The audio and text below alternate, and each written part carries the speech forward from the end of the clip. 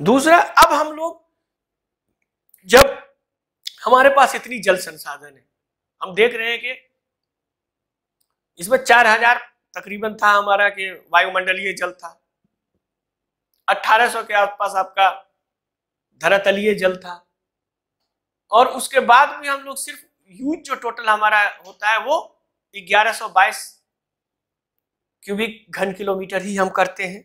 तो इन सब को किस तरह से उपयोग किया जाए, इसके लिए बहुत सारी परियोजनाएं बनती हैं, और इन परियोजनाओं में बहुउद्देशीय नदी घाटी परियोजना सबसे प्रमुख होता है, मल्टीपर्पस रिवर वैली प्रोजेक्ट। तो मल्टीपर्पस रिवर वैली प्रोजेक्ट, जिसको हिंदी में बहुउद्देशीय नदी घाटी परियोजना, तो ये इसके बारे में हम लोग देखेंगे। और खास करके ये नदी घाटी परियोजना, आपको याद है कि जब आप लोग एग्जाम देते हैं और जब देते हैं तो फटाफट सारा लिस्ट ले लेते हैं कि भारत में कौन सी नदी घाटी परियोजना है। बहुत सारे स्टूडेंट का मेरे पास भी मैसेज आता है कि सर वो सारा लिस्ट भेजिए जो नदी घाटी परियोजना भारत में है, कहाँ है, क्या है।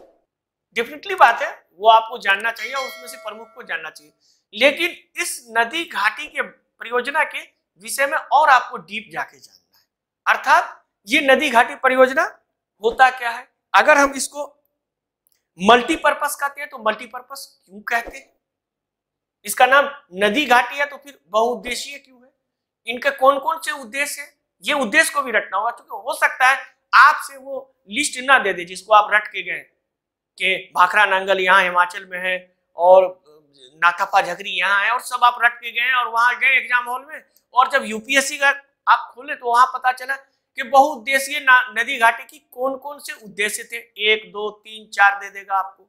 अब बोलेगा फिर इसमें से 1 सही है, 2 सही है, 3 सही है। अब आप वहां मुंह देखेंगे कि अरे हम तो ये पढ़ के आए थे, इतना मेहनत किए, करीब 50 नदी घाटी परियोजना जितनी भी है भारत की सब पढ़ डाला, लेकिन यहाँ तो क्वेश्चन ये पूछ दिया।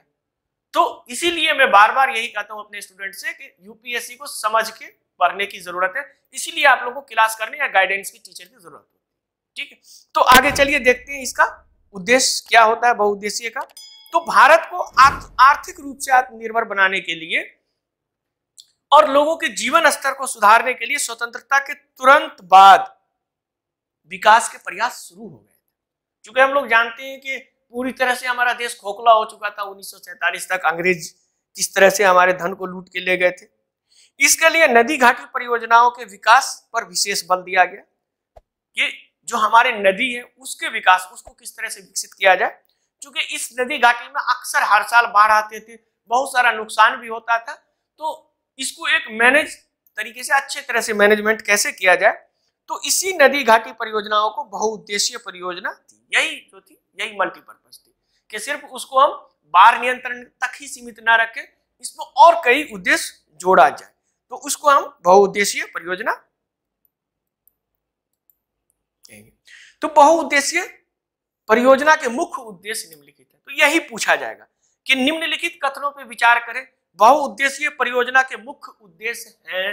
अब उसमें 4 दे देगा, 5वां ऐसा दे देगा जो नहीं है, तो फिर आप वहां जितनी भी नदी घाटी पढ़ के आप गए हैं, जहां जहां भी नदी घाटी है वो आपको कोई काम नहीं आएगा वहां पे, क्योंकि वहां आप यूपीएससी नहीं बोल सकते कि हमने तो ये पढ़ लिया था सर, हमने तो असम में और कहाँ अरुणाचल में भी है उसको भी हमने लिस्ट कर लिया था, लेकिन आपने पूछा नहीं, ऐसे नहीं है। इसीलिए अदर स्टेट या वनडे एग्जाम और यूपीएससी में फर्क होता है, ये आपको हमेशा ध्यान रखना होगा। तो देखिए इसके उद्देश्य है बाढ़ नियंत्रण, जैसा कि हमने बताया कि ये बाढ़ नियंत्रण, नंबर 2 मृदा अपरदन की रोकथाम, बाढ़ नियंत्रण करता है, मृदा अपरदन की रोकथाम करेगा।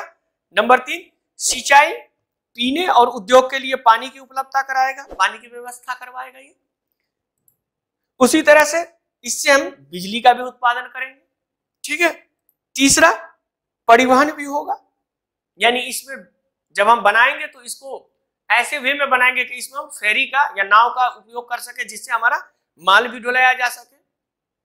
नेशनल वाटरवेज का नाम आप लोग सुने ही है, तो उस तरह से किस तरह से हम इसको जोड़ पाए, तो परिवहन का भी काम करेगा, मनोरंजन का भी काम करेगा।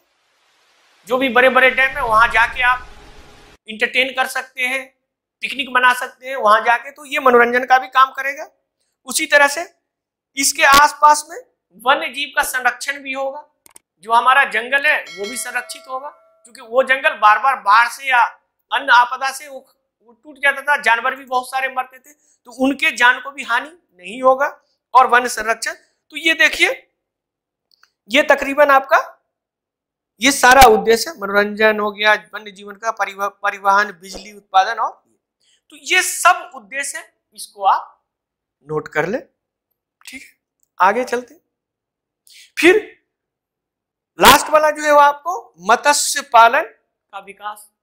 अब चूंकि ये पॉन्ड बन गया है, पानी हमारा रुका हुआ, तो उसमें हम मछली पालन भी कर सकते हैं, उसका भी विकास होता है। तो ये सारी जो प्रमुख उद्देश्य है, इसीलिए इसको, चूंकि एक उद्देश्य नहीं है सिर्फ बाढ़ नियंत्रण का, ये उद्देश्य भी है, ये भी है, ये भी है, इसीलिए इस परियोजना का नाम बहुउद्देशीय कहा गया है कि बहुउद्देश्य मल्टीपर्पस है। इसमें एक पर्पस नहीं, कई पर्पस इससे होते हैं और इससे हमारा विकास। तो उसी तरह आगे हम देखें तो बहुउद्देशीय नदी घाटी परियोजना में जैसे हमने बताया कि डिफिनिटली बात है, जो प्रमुख नदी घाटी परियोजना है उसको आपको देखना ही होगा, और देखना होगा तो रटने से ज्यादा अच्छा है आपको कि एक मैप ले ले, मैप पे आप कर ले।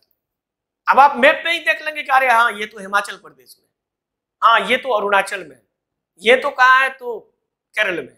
तो इस तरह से जैसे भाखरा नांगल, हीराकुंड, दामोदर घाटी, नागार्जुन सागर, इंदिरा गांधी नहर परियोजना, ये इत्यादि आपको प्रमुख परियोजना है, बहुउद्देशीय परियोजना है भारत की है। तो इसको हम लोग कैसे देख सकते हैं, तो इसको हम लोग एक मैप पे आसानी से देख सकते हैं। तो ये मैप देख लीजिए, ये मैप देखिए। तो अब जैसे कि हमने बताया, यहां देखिए नाथापा झकरी, उसी तरह से भाखरा नांगल डैम, टेहरी डैम। अब देखिए ये टेहरी डैम, ये टेहरी उत्तरांचल में है। जैसे हमने बताया था हीराकुंड डैम, ये देख लीजिए, इंदिरा सागर डैम यहां भी देख लीजिए, Sardar Sarovar, Koyna dam, Nagarjuna Sagar dam, Srisailam dam, Idukki dam. तो ये सारा जो महत्वपूर्ण आपको डैम है इस तरह से, तो इसका एक मैप आप लोग रखिए, और जो प्रमुख डैम है वो मैप पे देख लीजिए, तो ऑटोमेटिकली आपको वो राज्य समझ में आ जाएगा कि वो कहाँ है, ज्योग्राफिकल लोकेशन कहाँ है। क्योंकि कभी कभी क्या होता है, जब आप यूपीएससी, जैसे हम बताया कि वनडे वाला एग्जाम नहीं है, ये यूपीएससी का एग्जाम है, तो इसमें आपको बहुत ही विश्लेषणात्मक सोच रखने की जरूरत होती है। तो ये आपको क्या पूछ सकता है कभी कभी टफ कर देने के लिए, कि निम्नलिखित बहुउद्देशीय परियोजनाओं से पर विचार करें। अब आपको दे दिया नाथापा झकरी नंबर 1, नंबर 2 में दी इंदिरा सागर, नंबर 3 में टेहरी दे दिया, और नंबर 4 में इडुक्की दे दिया। उसके बाद बोला उत्तर से दक्षिण के क्रम में है। अब आपका एक क्रोनोलॉजी, आप उत्तर से आप चल रहे हैं तो दक्षिण तक जाते जाते कौन कौन कैसे मिलेंगे, तो उसमें आपको दे देगा। तो अब उसमें आप आराम से कर सकते हैं कि भाई सबसे उत्तर में होगा नाथापा झकरी, दूसरा नंबर पे होगा टेहरी, तीसरा नंबर पे होगा आपका, अगर श्रीशैलम डैम दे दिया तो ये, या फिर इडुक्की। तो इस तरह से आप जो है वो दूसरे तरीके से आप सोचेंगे, तब फिर आप आसानी से पीटी निकाल भी सकते हैं। और फिर चूंकि ये कंपटीशन है और यूपीएससी ऐसा नहीं है कि सीधा क्वेश्चन आपसे पूछेगा, लेकिन हर क्वेश्चन का जो बेस है आपको वो एनसीईआरटी ही है।